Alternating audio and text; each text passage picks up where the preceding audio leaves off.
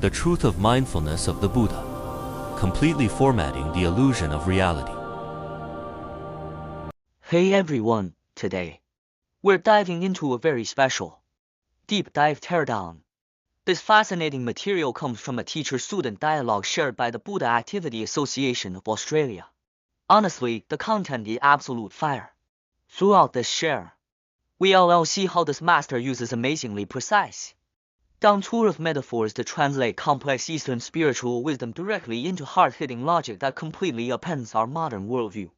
If you've ever felt even for a split second like life is an inescapable endless loop, or if you've always struggled to understand what letting go actually means, today's content will definitely give you that exhilarating feeling of your brain being completely hard reset. Let's jump right in. But before we dive into these grand philosophical concepts, I want to ask everyone a super down-to-earth, almost funny yet serious question. Do you think stinky tofu is an absolute delicacy, or just foul-smelling trash? Don't laugh just yet. This question actually frames the starting point of our entire philosophical journey today perfectly. You see, for connoisseurs, stinky tofu is divine crispy on the outside, tender on the inside, and intensely flavorful. But shift your perspective, just like how some of us view blue cheese. To others, that smell is completely revolting and impossible to stomach. This brilliantly illustrates our first core concept today: the food itself, whether stinky tofu or blue cheese, possesses no absolute deliciousness or revoltingness. These so-called authentic flavors aren't real at all. They exist entirely within the subjective definitions created by our brains. This naturally brings us to our first section, the trap of definitions: how the brain pulls off its sleight of hand to construct what we call reality. In this dialogue, the master gets straight to a brutal yet clarifying truth. So-called delusions are, plain and simple, hallucinations. And what is a hallucination? It is the subjective definitions of good and bad, right and wrong, that we create ourselves. We blindly inherit these definitions from our upbringing, latch onto them with a vice grip, and worst of all, treat them as unshakable, absolute truths. The most critical point is this: once you cling to these non-existent, human-made standards, guess what? You inevitably fall into an endless cycle of perpetual frustration and conflict. We are completely trapped inside a fake reality of our own making, entirely unaware of it. Having uncovered this first trap, let us move on to section 2, the pursuit of endless illusion, what we often refer to as bottomless, unfillable karma. To make this crystal clear, the master uses a vivid, somewhat hilarious folk metaphor: a bear picking corn. Picture the scene: the bear grabs a cob of corn, tucks it under its arm with delight, looks up, and spots a bigger one. It immediately reaches out to grab the new one. But as soon as its arm raises, the first cob falls to the ground. Doesn't that sound just like our lives? We dump almost all our energy into endlessly chasing new desires, snatching them up as we see them, and in the process, constantly discarding what we already own. We exhaust ourselves to death, only to end up with nothing. This story forces us to confront this ruthless cycle, the reality of karma. Think about it: we've eaten countless feast meals, yet the moment hunger strikes, we feel empty again. We buy closet after closet of clothes, only for them to grow old or go out of style, fading into the wind. We spend lifetimes obsessively maintaining this physical body, yet in the end, no one can hold on to it. Yet every day, we get infuriated or even go to war because our subjectively defined desires aren't met, wasting such precious life desperately trying to maintain things destined to disappear. Don't you find that utterly absurd? What's even more fascinating is that this dialogue touches on a super forward-thinking concept. It's not just external wealth and material things that are illusions. Even this physical body we are most proud of is referred to in Buddhism as a solidified delusion. Friends, this is truly mind-blowing. Long before modern quantum physics began viewing the universe as pure holographic information, the Buddha saw right through it. Whether it's animal DNA, trees and plants, or the silicon-based materials forming mountain ranges, the entire physical world is fundamentally information. It is our own stubbornly ingrained delusions and habitual thinking over countless eons that continually stack up to generate these seemingly rock-solid physical realities. If everything external and even our bodies are illusions, what on earth should we do? This brings us to our third session, unlocking inner wisdom, how to restore our life's true factory settings. Let's talk deeply about the phrase reciting the Buddha's name.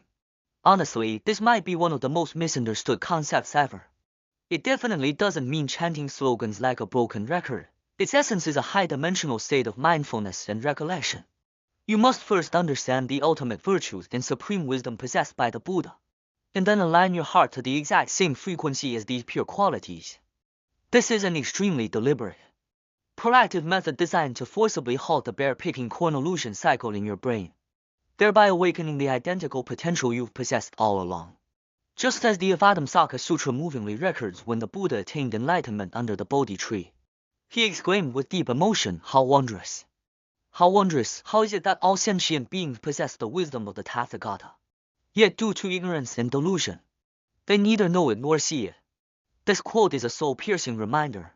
Whether we practice spirituality or study, we are definitely not searching outside for some mysterious new add-on to load into ourselves.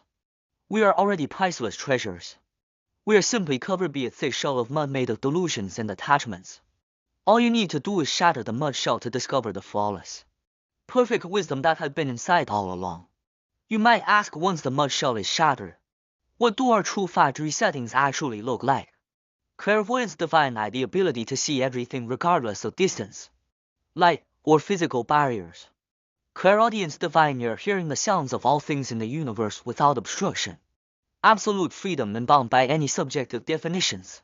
Profound insight, deep, clear comprehension of the laws of cause and effect. This might sound like superhero abilities straight out of a sci-fi movie, but in the eyes of an enlightened being, this isn't supernatural at all. It is simply our most natural, original state. As long as you stop squandering your precious mental energy on petty grievances, greed, and subjective biases, these abilities will naturally reveal themselves. Do not dwell on what is past. What has gone cannot be retrieved. This is as grounded as it gets. Think about it. If you spend your days dwelling on the past who wronged you, or how unlucky a certain event was, you are severely wasting your present mental energy, both physically and psychologically. That point in time no longer exists. It has vanished into thin air. You must forcibly break the habit of constantly looking back, keeping every single thought clean and clear, so you can truly see your original nature. At this point, some might say, I get the theory, but why is letting go so hard? Let us move to our fourth section, understanding the awakening process through physics. Let's look at this number, 20G. That's 20 times the acceleration of gravity. What does this mean in physics? When a person experiences a catastrophic car crash and slams the brakes instantaneously, their body endures this exact terrifying force. The master is an absolute genius for borrowing this physical principle of an emergency brake crash to explain why spiritual letting go must be a gradual process. Look at us over eons of time. We've developed such a massive, rock-solid habit of mistaking the false for the real. This psychological momentum is terrifyingly huge. If you force someone to instantly snap all worldly attachments, it's like making a car speeding down the highway and your 20G of force to stop in a millisecond. Physically, the person would be instantly crushed mentally, facing such immense momentum with an instantaneous hard break. Their psychological defenses and cognitive abilities would completely shatter. Therefore, true enlightenment is never a brute force, one-shot smash.